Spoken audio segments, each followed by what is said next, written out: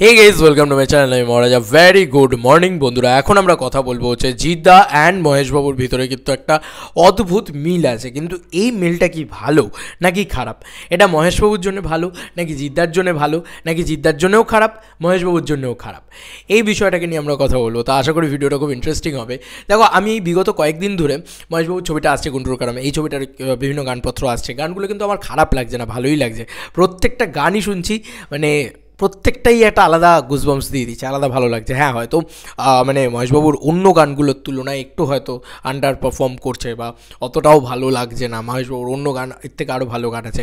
কালাবতীও খুব ভালো গান ছিল, মানে এর আগে সরকার বড়পাট্টা।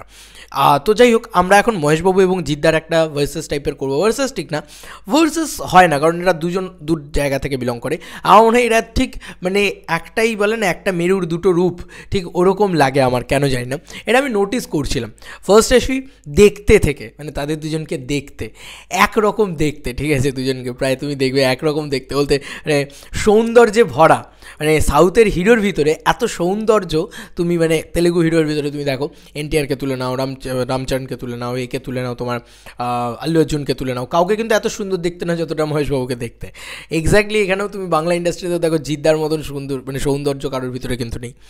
এবার সেই প্যাটার্নের আমার একটা জিনিস জিজ্ঞাসা, মানে একইভাবে দুজনে চলে, তুমি খুব ভালো করে দেখবে। এটা শুধু মহেশবাবু নয়, পুষ্পার ক্ষেত্রেও আমরা দেখেছিলাম প্রমোশন হয়ই না।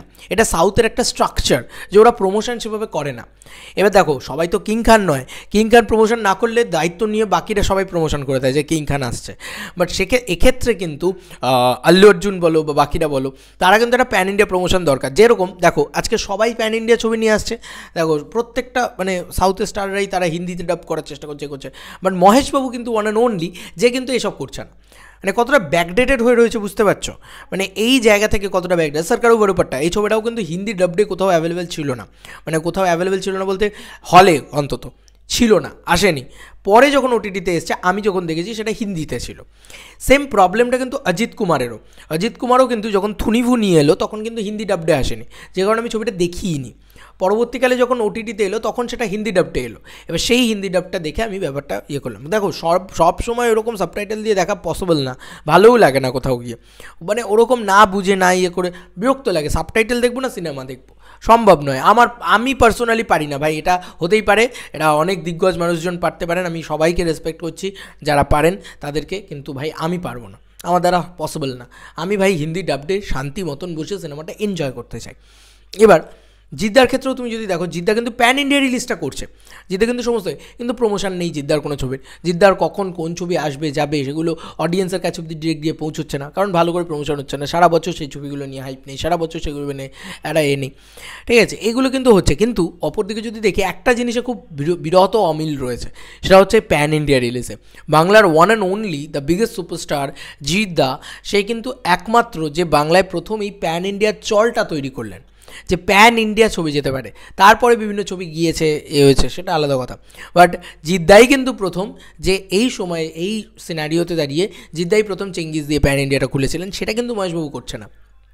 কিন্তু বাকি সব দিক দিয়ে যদি আমরা দেখি, এবং এই যে সুপারস্টার লেখা, এটা যদিও সাউথের সব ছবির ক্ষেত্রেই হয়, তবে আমার কোথাও গিয়ে পার্সোনালি মনে হয়, শুধু মহেশবাবুর ক্ষেত্রে আমি জিদ্দার কথা এটা বলবো না, কোথাও গিয়ে একটা জিনিস মনে হয়, জিদ্দা বড্ড মানে সাউথের মতন, মানে সাউথের যেরকম ছবিপত্র হয়, তাদের যেরকম স্ট্রাকচারে প্রমোশন হয়, তাদের যেরকমভাবে শুটিং হয়, দেখবে ওরা কিন্তু শুটিং হলে প্রচুর কিছু জানিয়ে দেয়, প্রচুর কিছু করে দেয়, রিভিল করে দেয়, এমন কিছু নয়। ওরা খুব চোরাগোপ্তাভাবে ব্যাপারটাকে রাখে। পরবর্তীকালে যখন ছবির প্রমোশন হয় তখনও হয়তো হালকা বিস্তর ছাড়ে, প্রচুর যে বিটিএস ছেড়ে দিল 4টে, প্রচুর প্রমোশন হচ্ছে, চারিদিকে ওদের কন্টেন্ট এদিক ওদিক ঘোরাঘুরি করছে, ওরা এটা করে না, কারণ ওখানকার অডিয়েন্স খুব লয়াল। কিন্তু জিদ্দা ওই সেম ফরম্যাটটা আমাদের এখানে এনে প্লে করতে গেলে প্লাগ অ্যান্ড প্লে করে, বাট সেইটা কিন্তু আমাদের এখানে কোথাও গিয়ে ওয়ার্কও করে না কোনো টাইমে, সেটাও আমরা দেখতে পেয়েছি। চেঙ্গিজের সময় যখন ওই ওয়াইডার প্রমোশনটা হলো, তখন কিন্তু জিদ্দার বেশি ওয়ার্ক করলো আমার মনে হয়। বাকি রাবণ কিন্তু যথেষ্ট ভালো পারফর্ম করেছে বলেই চেঙ্গিজ আজকে প্যান ইন্ডিয়া গিয়েছে। জিদ্দার নিজে বলেছিল, রাবণ চললে তবে আমি চেঙ্গিজ প্যান ইন্ডিয়া নিয়ে যাবো লাইভে রাবণের সময়। যাই হোক, আর ইয়েতে যখন তোমার চেঙ্গিজ ভালো পারফর্ম করলো, তখন মানুষ রিলিজ হয়েছে, সব ঠিক আছে, সেই সব একদম পারফেক্ট সেই জিনিসটা। কিন্তু দেখো, মানুষের প্রমোশনটা কিন্তু কোথাও একটু ন্যারো হয়েছে। এবার এই ন্যারো প্রমোশনটা কিন্তু চেঙ্গিজের ক্ষেত্রে হয়নি। এটা অনেক কারণ থাকতে পারে, জিদ্দা হয়তো ছবিটা নিয়ে কনফিডেন্ট ছিল না বা হোয়াট এভার, এটা হতেই পারে, কিন্তু জিদ্দার মুখে চোখে তো সেটা মনে হয়নি কখনোই। মানুষ তো কখনোই একটা খারাপ ছবি নয়, যথেষ্ট ভালো ছবি। তো ওই যে মার্কেটটায় গিয়ে রিচ আউট করা, ওইটা পৌঁছানো, ওইটা কিন্তু আসল আমার মনে হয় কোথাও গিয়ে। এবার যেরকম মহেশবাবুর একটা কামব্যাক বিশাল বড় করে হতে চলেছে রাজামৌলির ছবিটা দিয়ে, মানে রাজামৌলির সাথে আসছে, এটা একটা বিশাল বিষয়। যদিও গুন্টুর কারাম একটা ভালো ছবি হবে, ত্রিবিক্রমও যথেষ্ট ভালো ডিরেক্টর, ওদের বেল্টে খুব ভালো পারফর্ম করবে, কিন্তু এই যে বাকি সেন্টারগুলো, সেই সেন্টারে কিন্তু কিচ্ছু করতে পারবে না ছবিটা, এটা আমার পার্সোনাল মনে হয়। কারণ ছবিটা তো হিন্দি ডাবডেই আসছে না, মহেশবাবুর প্রচুর ফ্যান ফলোয়িং চারিদিকে।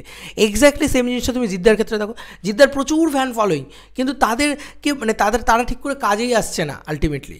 কোথাও কেন কাজে আসছে না, কেন অনেস্টলি স্পিকিং তারা কাজে আসছে না, কারণ তাদের কাছে অবধি পৌঁছনোই হয়তো হচ্ছে না। ধরো নানান জায়গায় সর্বত্র জিদ্দা যে প্রমোশন করে যে তাদেরকে মাথায় হ্যামার করবে যে আমরা না এই এত তারিখে আসছি এই ছবিটাকে নিয়ে, এই দেখো বুমেরাংটাই দেখো, এখনও অবধি কোনো প্রমোশন স্টার্ট হয়নি, কিচ্ছু জানা যায়নি, এটা তো ঠিক না।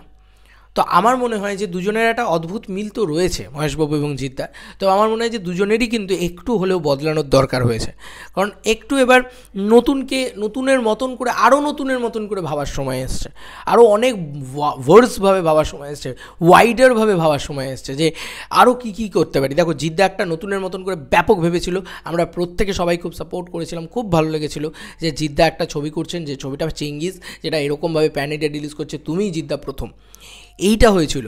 কিন্তু কোথাও গিয়ে এখন কিন্তু আবার সেই আন্ডারটোনে চলে গিয়েছে, প্রমোশন হয় না, এটা কেন হবে বারবার? এই জিনিসটা ঠিক না। আমি জিদ্দাকেই বেশি করে বলবো, মহেশবাবু কে আমার, মহেশবাবুকে কোথায় আমি গিয়ে বলতে পারবো, সম্ভব না। না, আমার মনে হয় যে মহেশবাবু যদি এই হিন্দি ডাবডে রিলিজগুলো শুরু করে দেয়, প্যান ইন্ডিয়া থেকে ভালো করে প্রমোশন করে, এনটিআরের কথাটাই তুমি চিন্তা করে দেখো, দেবারাটা কীরকমভাবে গ্লিমসেস এসছে, এবং তুমি এনটিআরের পরপর যদি ফিল্মোগ্রাফি দেখো, খুব ভালো হিন্দি বলতে পারে, প্যান ইন্ডিয়া এসে প্রমোশন করবে, দেখবে দেবারার। আল্লু অর্জুনের কথা ধরে নাও, আল্লু অর্জুন কিন্তু মোর সাকসেসফুল রাদার মহেশবাবু। তো এগুলো কেন হবে? মহেশবাবু কি ট্যালেন্টেড নয়? জিদ্দা কি ট্যালেন্টেড নয়? এরা সবাই ট্যালেন্টেড। মহেশবাবু ট্যালেন্টেড, জিদ্দা অসামান্য ট্যালেন্টেড, বিশাল বড় সুপারস্টার জিদ্দা বাংলার, মহেশবাবু বিশাল বড় সুপারস্টার, কিন্তু কোথাও গিয়ে না ওই জেলটা হচ্ছে না, ওই কানেকশানটা তৈরি হচ্ছে না। আমার এটা মনে হয় যে ডিরেক্ট কানেকশানটা তৈরি হচ্ছে না। গুন্টুর কারাম ওয়াজ গুড ফিল্ম, এবং আমার মনে হয় গুন্টুর কারাম মহেশবাবুর লাস্ট বিগত কয়েকটা ছবির থেকে অনেক বেটার বিজনেস করবে, সেটা নিয়ে কোনো সন্দেহ নেই।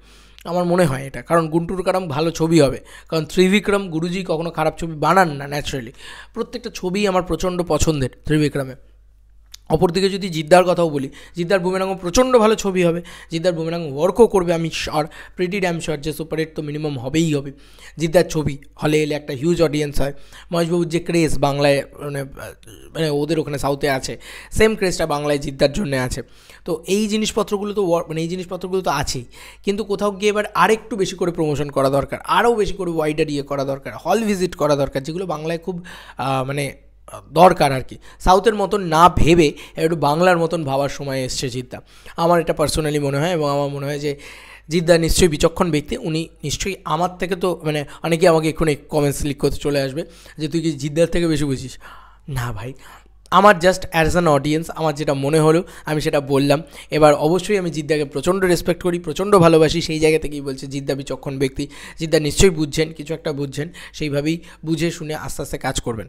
তো দেখো, আমার মনে হয় যে সারা বছর চর্চায় থাকাটা বেশি ইম্পর্ট্যান্ট, তাহলে কেউ ভুলবে না এবং সেই সুপারস্টার আলাদা একটা পাবে, কারণ সারা বছর মানুষ তাকে নিয়ে চর্চা করছে, মানে তার একটা হিউজ ব্যাপার রয়েছে। তো সেই চর্চাটা রাখার জন্য যে জিনিসপত্রগুলো দরকার জিদ্দা প্লিজ তুমি করো, এটাই, এর বাইরে আর কিছু না। তোমাদের আর কি মতামত পুরো ইন্টারভিউটাকে নিয়ে জানিও কমেন্ট সেকশনে। চলো বন্ধুরা, নতুন কোনো ভিডিওতে দেখা হবে, বাই।